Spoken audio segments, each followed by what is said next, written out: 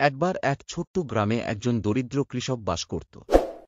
সে তার পরিবারকে চালানোর জন্য কঠোর পরিশ্রম করত, কিন্তু তার আয় ছিল খুবই সামান্য। একদিন সে একটি পুরনো ঝোপে লুকানো একটি সোনার ডিম পাওয়া মোরগ খুঁজে পেল।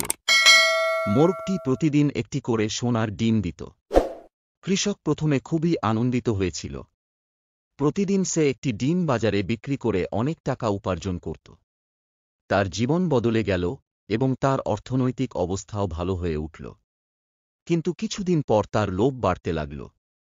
সে ভাবল, যদি আমি মোরগটির পেট চিরে দেখি, তাহলে হয়তো একসঙ্গে অনেক ডিম পেয়ে যাব। এই চিন্তা মাথায় নিয়ে সে মোরগটির পেট চিরে ফেলল, কিন্তু ভেতরে কোনো ডিম পেল না।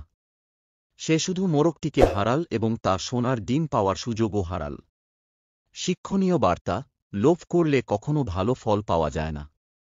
আলসেমি বা অতি দ্রুত লাভের আশায় কাজ করলে স্থায়ী ফল আসে না। ধৈর্য এবং নিয়মিত পরিশ্রমই দীর্ঘমেয়াদী সাফল্যের চাবিকাঠি। ভিডিওটি ভালো লাগলে আরও নতুন নতুন শিক্ষণীয় ভিডিও পেতে আমাদের চ্যানেলটি সাবস্ক্রাইব করুন। ধন্যবাদ।